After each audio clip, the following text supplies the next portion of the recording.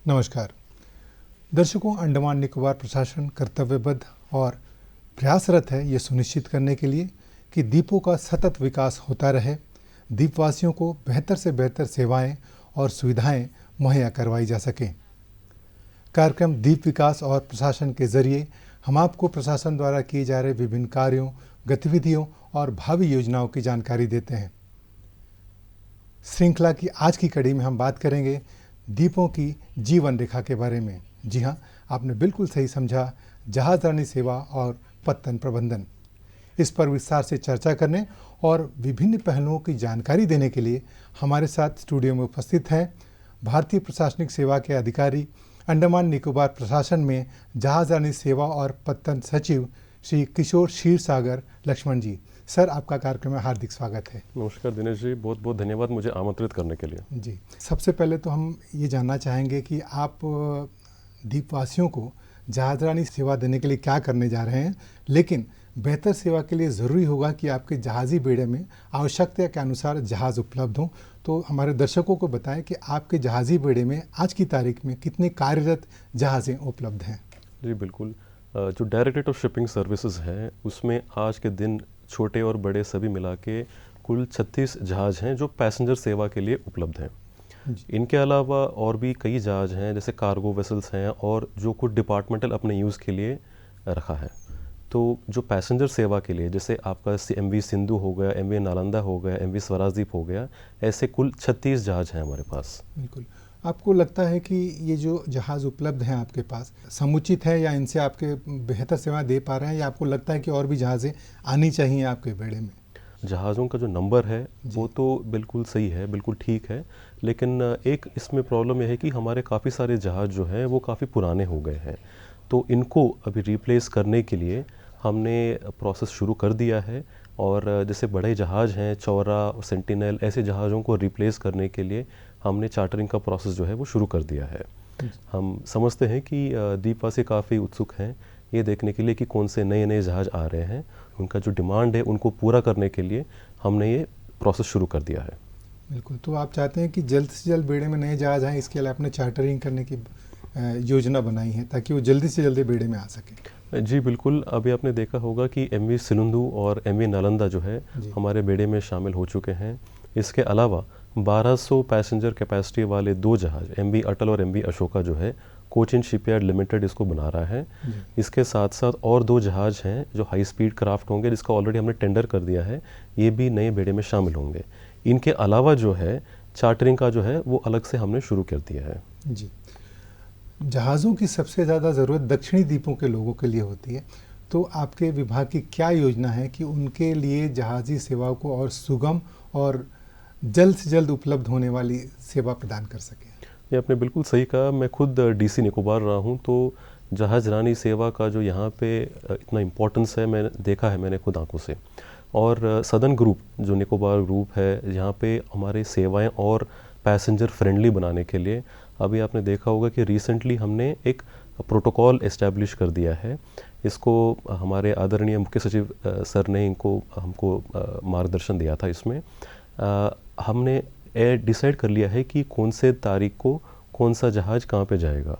उसके साथ साथ जो ननकोरी समूह है या फिर जो ग्रेट निकोबार है, यहाँ पे जो हमारे इंटर आइलैंड वेसल के अलावा जो फोरशोर सेक्टर वेसल हैं, तो वो किस टाइम को निकलेंगे, कौन से द्वीप को किस टाइम पहुँचेंगे, ये हमने ये डिक्लेयर कर दिया है, ये प्रोटोकॉल इस्टेब्लिश कर दिया है, ताकि इससे क्या होगा कि जो हमारे द्वीपवासी हैं उनको पता चलेगा कि एग्जैक्टली कौन से दिन कौन से समय पे कौन सा जहाज़ अवेलेबल रहेगा। बिल्कुल, हाल ही में ये जारी किया गया था कि कौन सा जहाज़ कब जाएगा, तारीख और समय सारे जारी किए गए थे आपके विभाग की ओर से, और इसका बहुत स्वागत किया है द्वीपवासियों ने और अप्रिशिएट किया है कि ये पहला बार ये कदम उठाया गया, जिससे की वजह से वो योजना बना सकते हैं और अपने ज़रूरत के हिसाब से मूव कर सकते हैं मुख्य भूमि जाने वाले जहाज़ों के लिए। तो आज की तारीख में द्वीप समूह और मुख्य भूमि के बीच में संचालित होने वाले कितनी जहाज़ें हैं?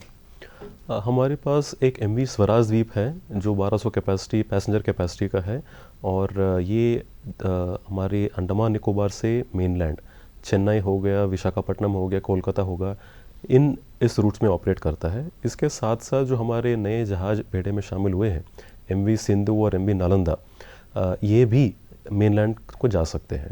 सर, अब बात करते हैं कार्गो जहाज़ों की। आपके जहाज़े बेड़े में आज की तारीख में कितने जहाज़ें हैं जो कार्गो सेवाएं दे रहे हैं? क्या वो समुचित हैं? और यदि नए को लाना है आपके बेड़े में तो उसके लिए क्या योजना है?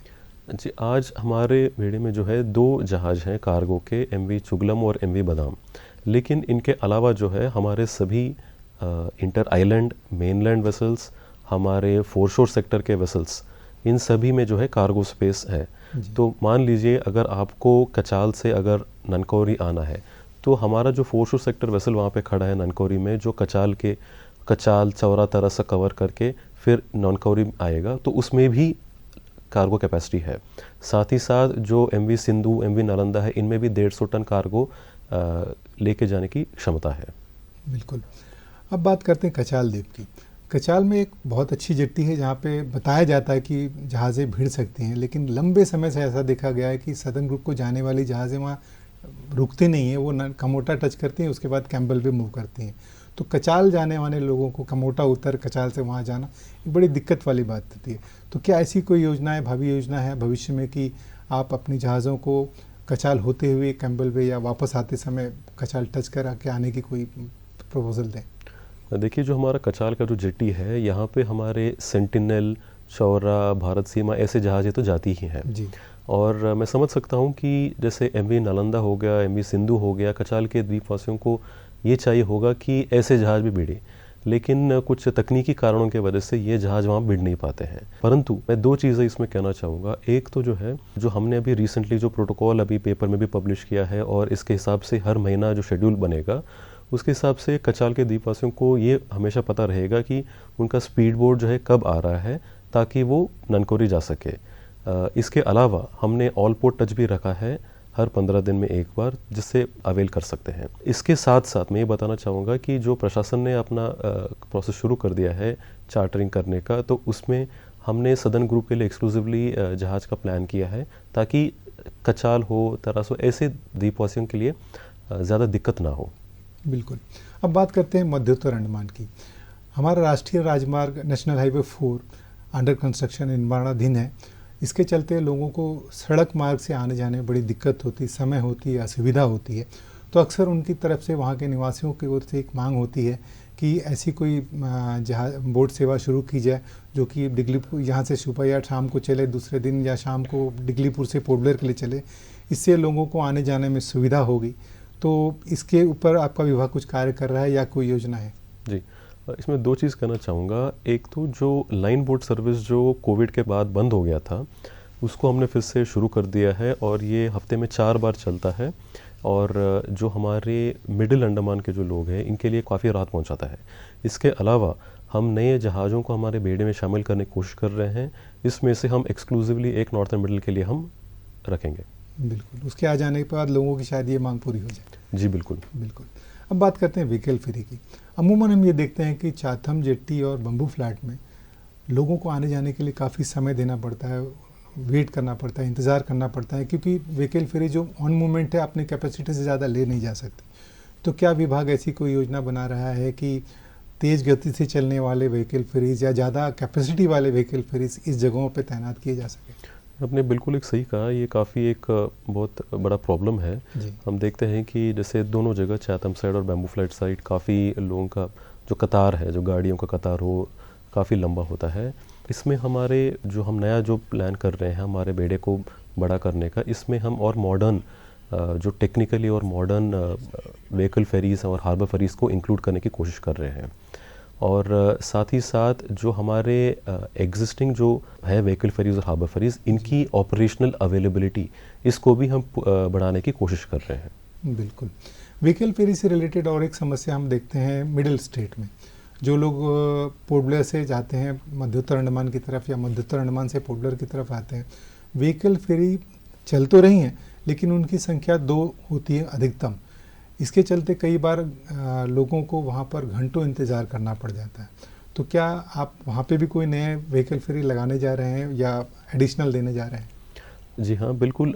यहाँ पे जो हमारा मिडिल स्टेट है, यहाँ पे एक प्रॉब्लम है कि अगर कोई मेजर हमारे वेसल को कुछ अगर रिपेयर करना हो तो उसको पोर्ट ब्लेयर लेके आना पड़ता है। बहुत ही माइनर रिपेयर जो है वो वहाँ पे रिजॉल्व होती हैं। लेकिन हम यहाँ पे एक और हमारे व्हीकल फेरी बढ़ाने की हम पूरी प्रयास कर रहे हैं और जल्द ही यहाँ पे हम प्लेस कर देंगे। अब वो मिडिल स्ट्रेट उसके जो जोग्राफिकल उसके कंडीशंस ऐसे हैं कि वहाँ हम 3 से ज़्यादा फेरीज भी रख नहीं पाएंगे। अभी जो हमारे 2 चल रहे हैं उसमें हम एक और हम बढ़ाने की कोशिश कर रहे हैं और जल्दी हम प्लेस कर देंगे उसको। बिल्कुल। अभी आपने बात कही कई बार मरम्मत के लिए जहाज़ों को पोर्ट ब्लेयर लाना पड़ता है, अधिकतर बार ऐसा ही होता है क्योंकि छोटे मोटे मरम्मत वहाँ पर हो पाते हैं, बहुत से बड़े हो कुछ होता तो यहाँ लाना पड़ता है। इस सिलसिले में ये जानना चाहूँगा कि हमारे जंगली घाट जेट्टी देख लीजिए, आप चाहे फिनिक्स बे जेट्टी देख लीजिए, बहुत सारे ऐसे पुराने जहाज़ हैं जो कि खड़े हैं काफ़ी लंबे समय से। इनको स्क्रैप करने की या इनको डिस्पोज ऑफ करने की कोई योजना है विभाग की? जी बिल्कुल, मैं बताना चाहूँगा कि इसमें 2 चीज़ें हैं। एक तो जो हमारे DSS के खुद के जहाज़ हैं, इनका हमारा MSTC जो एक गवर्नमेंट PSU है, इनके साथ हमारा एक MOU है और टाइम टू टाइम जैसे ही हमारे वेसल कंडेम होते जाते हैं, इनको हम ऑक्शन करके MSTC के थ्रू हम निकालते जाते हैं। लेकिन हमने एक और चीज़ देखा है कि हमने रिसेंटली एक सर्वे किया था, हमको ये पता चला है कि ये अधिकतर जो जहाज़ हैं ये सभी प्राइवेट जहाज़ हैं। अच्छा। किसी के कुछ ड्यूज़ रह गए तो वो पे नहीं कर पाए और उन्होंने अबैंडन कर दिया, और किसी के ओनर्स चले गए मेनलैंड, उन्होंने वैसे ही छोड़ दिया। कुछ काफ़ी डायलेपिडेटेड कंडीशन में है जिनको ओनर्स भी उतना पैसे डाल के उसको निकालना नहीं चाहते हैं। हमने ये पाया कि ये सभी प्राइवेट वेसल्स हैं।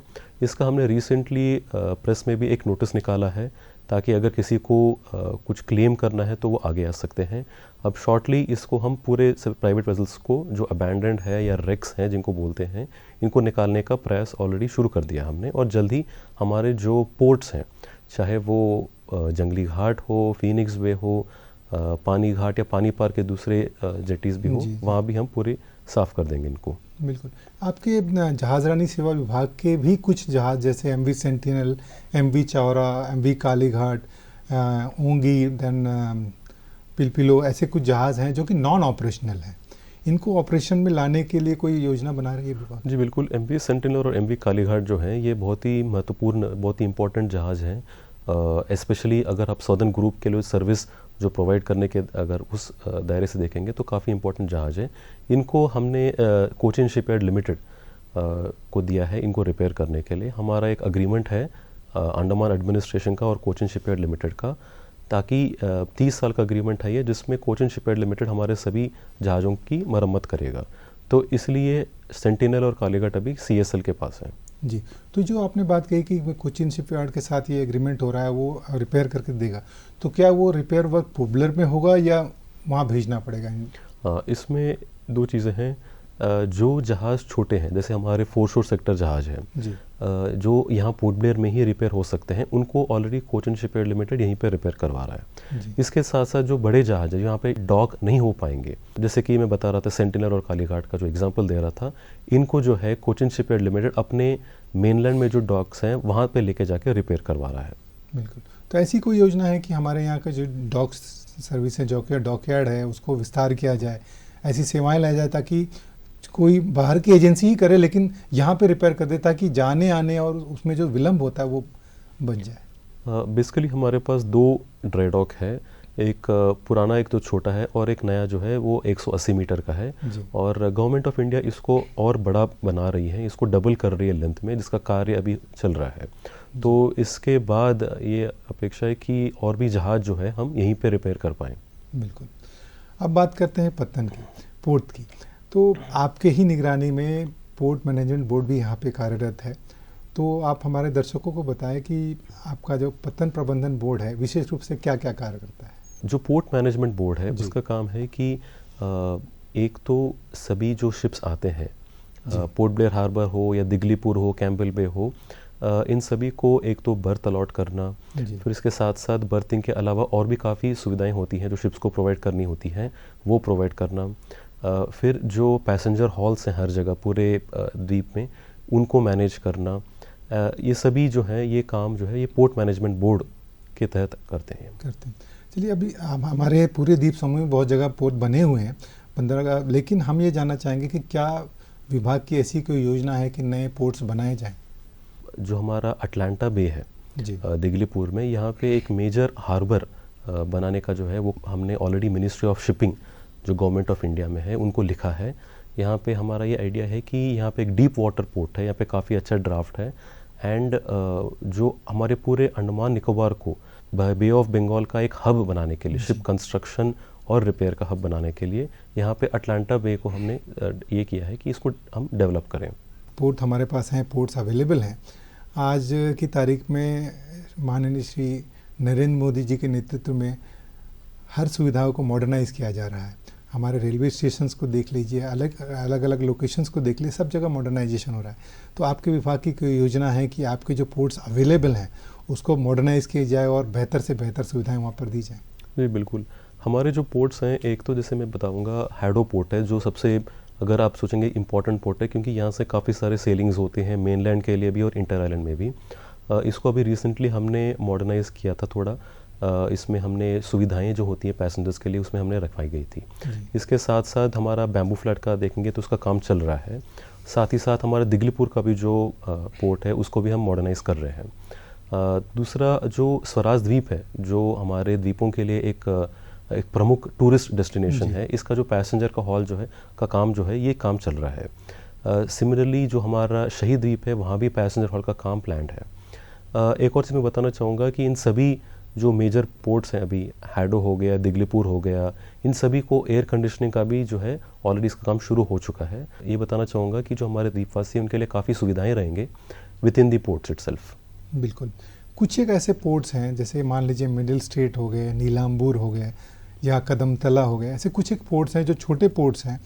अगर आप लॉन्ग आइलैंड की बात करें, ऐसे छोटे छोटे पोर्ट्स हैं जहाँ पे आधारभूत सुविधाओं की कुछ कमी लोगों को बताई जाती है, जैसे कि टॉयलेट्स ठीक ठाक नहीं है, कैंटीन की अब फैसिलिटी नहीं है, टॉयलेट है तो पानी की सुविधा नहीं है। तो ये कैसे आप मॉनिटर करेंगे कि ये सब चीज़ें उपलब्ध हों? यदि कोई आदमी आप तक ये या आपके विभाग तक ये सूचना पहुंचाना चाहता है कि ये सुविधा नहीं है वहाँ, तो वो क्या करे? ये काफ़ी हमारे पास रिक्वेस्ट आए हैं कि कहीं पे टॉयलेट्स के बारे में, कहीं पे पीने के पानी के बारे में। तो मैं बताना चाहूँगा कि इस साल का जो हमने प्रोविज़न रखा है, जो कैपिटल एक्सपेंडिचर जो रखा है हमारे पोर्ट मैनेजमेंट बोर्ड का, इसमें हमने ये सभी सुविधाएं के लिए हमने प्रोवाइड करके रखा है। बिल्कुल सर, एक और बात हम जानना चाहेंगे कि जब हम बात करते हैं पर्यटन की, तो पर्यटक जब यहाँ पे आते हैं तो वो एक्सपेक्ट करते हैं कि उनको हाई स्पीड बोट्स मिलें, वेल फैसिलिटेटेड बोट्स मिलें। तो हमारे पास बोट सर्विस तो है, अगर आप बात करें हमारे स्वराज द्वीप और शहीद द्वीप के लिए तो बोट सर्विस तो है। तो कोई ऐसी योजना आप बना रहे हैं कि मतलब मॉडर्नाइज्ड और हाई स्पीड वाले बोट्स उपलब्ध कराएं ताकि ये जो पर्यटक हैं वो जब यहाँ आए और यहाँ से जाएँ तो एक अच्छी छवि या सोच लेकर जाएँ? जी बिल्कुल, हम ये प्लान कर रहे हैं कि हमारे बेड़े को जो है इसको थोड़ा और बढ़ाएं। जो पुराने वेसल्स हैं, आप देखेंगे कि काफ़ी सारे वेसल्स जो है हमारे 20 साल के ऊपर हो गए हैं, तो इनको रिप्लेस करके जो नए मॉडर्न वेसल्स हैं जिसमें मॉडर्न एमिनिटीज़ हैं उनको लेके आने के लिए तो जल्दी हम ये ऑन द ग्राउंड भी देखेंगे कि हमारे पर्यटक ही नहीं, हमारे द्वीपवासियों के लिए भी ऐसे फास्ट बोट्स और सभी एमिनिटीज़ के साथ ही हम इन प्लेस रख देंगे। बहुत नहीं, कुछ सालों पहले अगर मान कर चलें तो एक क्रीक टूरिज़्म को प्रमोट करने के लिए एक बोट सर्विस शुरू की गई थी पोबलर और बाराटांग के बीच में, लेकिन जहाज़ों की कमी के चलते और उसके बाद कोविड पैंडमिक आ गया, वो सेवा जो बंद हुई तो सुविधा चालू नहीं हो पाई। तो इसकी कोई योजना है दोबारा से चालू करने की ताकि पर्यटक उसका लाभ उठा सकें? देखिए, इसमें शिपिंग डिपार्टमेंट से तो नहीं है, लेकिन मैं रिक्वेस्ट करूंगा कि काफ़ी सारे यहाँ पे प्राइवेट इन्वेस्टर्स हैं, प्राइवेट बिजनेसमैन हैं और ये काफ़ी एक लुक्रेटिव बिजनेस है इनके लिए। वो एक्सप्लोर कर सकते हैं यहाँ पे अपने कोई वेसल को लेके आके, क्रीक टूरिज़्म हो या फिर इवनिंग क्रूज़ हो, उसके लिए लेके आ सकते हैं वेसल्स। बिल्कुल। अब ये तो बात हो गई जो सुविधाएं आपका विभाग द्वीपवासियों को दे रहा है। कई बार ऐसा देखा गया है कि जैसे चाथम में देखें तो व्हीकल फेरी की कमी के चलते या भीड़ ज़्यादा होने की वजह से लोग बहुत ज़्यादा रश कर जाते हैं बोट्स में और ख़तरनाक तरीके से अपनी मोटरसाइकिल्स को चढ़ाने लग जाते हैं। ऐसे लोगों को आप क्या सलाह या संदेश देना चाहेंगे? मेरा अनुरोध है ऐसे लोगों से कि समय को बचाने के लिए जो मैं खुद देखा हूँ मैंने कि जो हमारे व्हीकल फेरी हो या फिर हार्बर फेरी, पैसेंजर फेरी हो, इसमें लोग काफ़ी तेज़ी से चढ़ जाते हैं, ना खुद की सेफ्टी देखते हैं, ना अपने बगल के जो हैं उनकी सेफ्टी देखते हैं। मेरा ये अनुरोध है कि कृपया आप सेफ्टी को प्रायोरिटी रख लीजिए। टाइम जो है ये तो अब इस फेरी तो नहीं तो अगले फेरी में तो आप चढ़ ही जाएंगे, तो ये मेरा अनुरोध है। बिल्कुल। और एक पहलू है स्वच्छता की प्राथमिकता। आज की तारीख में हमारा पूरा राष्ट्र स्वच्छता को प्राथमिकता दे रहा है। कई बार हम देखते हैं कि जहाज़ों में गंदगी मिल जाती है, हो जाती है, सफाई का पूरा ध्यान रखा जाता है, लेकिन शायद कोई गंदगी करके चला जाता है। तो आम जनता क्या करे, क्या सुनिश्चित करे ताकि ये गंदगी ना हो? देखिए, ये भी मैंने प्रॉब्लम काफ़ी देखा है। स्पेशली ये अफेक्ट करता है हमारे स्टाफ, हमारे क्रू के लिए, क्योंकि ऑल्दो वो साफ़ करते रहते हैं, लेकिन देखते हैं कि लोग पान खा के थूकते हैं, सिगरेट का यहाँ वहाँ फेंकते हैं, कचरा डालते रहते हैं, तो ये उनको ही फिर साफ़ करना पड़ेगा। और इसमें अगर आप केयरफुल रहें, और ये वेसल जो है ये आप ही यूज़ करते हैं, इसमें रोज़ अगर आप हार्बर फेरी और व्हीकल फेरी के बारे में बात करें तो इनको तो आप डेली यूज़ करते हैं, और ये है आपके सुविधा के लिए। तो इसमें मेरा वंस अगेन एक रिक्वेस्ट रहेगा कि काइंडली ऐसी कूड़ा यहाँ वहाँ ना डालें। कूड़ादान है हर शिप में, उसका उपयोग करें। बिल्कुल। तो ये मानकर चलें कि सेवाएं मांगने का अधिकार तो है हर द्वीपवासी को, लेकिन कुछ कर्तव्य भी हैं उनके जिनका उनको निर्वाह करना। जी बिल्कुल। बिल्कुल। अब बात करते हैं सब्सिडी की। कितनी सब्सिडी यहाँ द्वीप समूह में द्वीपवासियों को जहाज़ की यात्रा के लिए दी जाती है विभिन्न क्षेत्रों में? देखिए, जो हमारे डीएसएस के जो सेवाएं हैं, ये कोई कमर्शियल एस्पेक्ट से हम इसके फेयर्स हम डिसाइड नहीं करते हैं। हम ये इस बेस पे डिसाइड करते हैं कि हमारे जो द्वीपवासी हैं उनके लिए एक सुविधा की तरह वो बने। इसलिए अगर ऑन एवरेज देखा जाए तो 80% सब्सिडी जो है हम हमारे द्वीपवासियों के लिए देते हैं। जो नॉन आइलैंडर है उनका थोड़ा अलग है, उनको थोड़ा कम सब्सिडी मिलता है। बिल्कुल। द्वीप समूह में द्वीपवासियों को बेहतर से बेहतर सुविधाएं देने का प्रयास तो कर रहे हैं, लेकिन कुछ चुनौतियां भी होंगी आपके सामने। क्या ऐसी चुनौतियां हैं जिससे आप जूझ रहे हैं और आगे बढ़ रहे हैं? जी बिल्कुल। हमारे जो, जैसे मैंने पहले बताया था, हमारे जो भेड़े हैं उसमें काफ़ी पुराने जहाज़ हैं, बहुत सारे ऐसे हैं, और इनको रिप्लेस करने का जो है इसका कार्य हमने शुरू कर दिया है। लेकिन ये ऐसा नहीं कि जैसे हम कोई एक कार या ट्रक खरीदें जो तुरंत हम जेम या किसी यहाँ पे ऑर्डर कर दें और वो आ जाए, वन टाइम परचेज हो जाए। जी बिल्कुल, ये ऐसे नहीं है। जहाज़ बहुत ही बड़ा इन्वेस्टमेंट होता है उसमें। कई बार हम देखते हैं कि इसमें हमारे माननीय उपराज्यपाल के पास भी उतना पावर नहीं रहता है। ये कई बार गवर्नमेंट ऑफ इंडिया तक जाता है और तब जाके इसका अप्रूवल मिलता है। तो इसीलिए ये काफ़ी बड़ा चैलेंज है, लेकिन हम इस पे पूरा हमारा ध्यान इस पे है ताकि हम और से और भी अच्छे सर्विसेज जो हैं हमारे द्वीपवासियों के लिए हम प्रदान कर पाए, दे पाएँ। टग बोट की उपलब्धता भी आपके लिए एक चुनौती रही है। आज के तारीख में आपके पास कितने टग बोट्स हैं और कितने होने चाहिए? हमारे पास आज के दिन 2 टग बोट हैं, एक हमारे डीएसएस के पास है और एक पोर्ट मैनेजमेंट बोर्ड के पास है। लेकिन जो हमारा जो टग बोट है वो एमएस क्लास नहीं है। इसका मतलब ये है कि वो सदर्न ग्रुप ऑफ आइलैंड्स को जा नहीं पाएगा, लेकिन हमने रिसेंटली टेंडर कर दिया है और जल्द ही हमारा एक एमएस क्लास टग, मतलब जो निकोबार ग्रुप भी जा सकता है, ये हमारे बेड़े में शामिल होगा। बिल्कुल। एक बहुत बड़ा पहलू होता है किसी भी विभाग को ट्रांसपेरेंट और एफिशिएंट वे में फंक्शन करने के लिए, वो ग्रीवेंसेस रिड्रेसल। अगर किसी को कोई समस्या है, किसी द्वीपवासी को किसी सेवा से रिलेटेड समस्या है, या वो अपनी राय देना चाहता है बेहतर सेवाओं के लिए, तो कैसे अप्रोच करे आपके विभाग को? आपने बिल्कुल सही कहा कि जब जीवन रेखा है शिपिंग सर्विसेज यहाँ पे, तो इसलिए काफ़ी शिकायत भी रहती हैं काफ़ी। तो थोड़ा सिस्टम को ट्रांसपेरेंट करने के लिए आपने देखा होगा कि रिसेंटली हमने ऑनलाइन टिकटिंग का जो है ये शुरू कर दिया है, ताकि काउंटर पे जाके लाइन में खड़े होके किसी को ये प्रॉब्लम ना आए पड़े। इसके साथ साथ जैसे हमने रिसेंटली जो है निकोबार ग्रुप के लिए स्पेशली हमने प्रोटोकॉल इस्टेब्लिश कर दिया है, जिससे सभी को पता रहेगा कि कौन से दिन को, कौन से तारीख को, किस समय जहाज़ कहाँ आएगा। इसके साथ साथ हमारे डीएसएस के जो कंट्रोल रूम है, इसको भी लोग अप्रोच कर सकते हैं।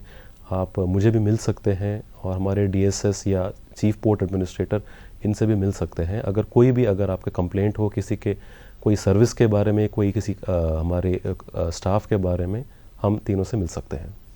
बिल्कुल। अब चलते चलते हम आपसे जानना चाहेंगे कि आप तो प्रयास कर रहे हैं उस सेवाओं को बेहतर करने के लिए, लेकिन आम जनता से, द्वीपवासियों से आप क्या सलाह देना चाहेंगे या उनसे उम्मीद रखते हैं कि सेवाएं बेहतर हो सकें? इसमें दो चीज़ें तो मैंने पहले बता दिया था कि एक तो है रिगार्डिंग जो हमारा व्हीकल फेरी चलता है, इसमें काफ़ी भीड़ होता है, वहाँ पे थोड़ा ध्यान रखने का मेरा रिक्वेस्ट रहेगा। साथ ही साथ जो भी शिप में आप जा रहे हैं, चाहे वो फेरी हो या तो फिर मेनलैंड का वेसल हो, इसको भी थोड़ा क्लीन रख लीजिए, मतलब जितना आपसे हो सके। अदरवाइज़ जो है हमारे क्रू के ऊपर ही वो काफ़ी एफर्ट रहेगा। साथ ही साथ मेरा रिक्वेस्ट है कि द्वीपवासियों के लिए जो सर्विसेज हैं, जो और एक्सपैंड करने के लिए, जैसे मैं बता रहा था कि या चाहे वो नए नए जहाज़ हों या फिर जो पैसेंजर हॉल्स हों, इन सभी को हम और भी पैसेंजर फ्रेंडली बनाने की कोशिश कर रहे हैं। थोड़ा हमारे साथ पेशेंस बना के रखें, वही मेरा अनुरोध रहेगा। बिल्कुल। दर्शकों, हमने बात की जहाज़रानी सेवा की बेहतरी के लिए क्या हो रहा है, क्या होना चाहिए और क्या भावी योजनाएं हैं। निश्चय ही हमने बात की विभाग के सचिव से, श्री किशोर क्षीरसागर लक्ष्मण जी से। इन्होंने विस्तार पूर्वक हमें बताया कि विभाग की क्या क्या योजनाएं हैं इस विभाग की बेहतर सेवाओं के लिए। निश्चय ही आने वाले दिनों में जहाज़रानी सेवाएं बेहतर होगी, सुगम होगी और तेज होगी। किशोर क्षीरसागर जी, आप इस कार्यक्रम में आए, हमारे दर्शकों को इतनी विस्तार से सारी बातें बताई, जानकारी दी।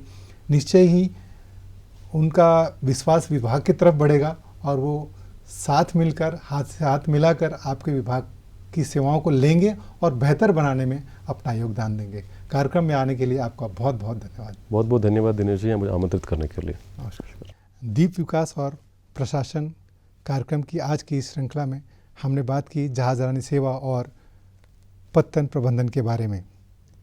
अगली कड़ी में हम फिर उपस्थित होंगे, किसी अन्य विभाग की विभिन्न गतिविधियों के बारे में आपको जानकारी देंगे और बताएंगे कि प्रशासन द्वीपवासियों को बेहतर से बेहतर सेवा देने के लिए क्या कर रहा है और क्या उसकी भावी योजनाएं हैं।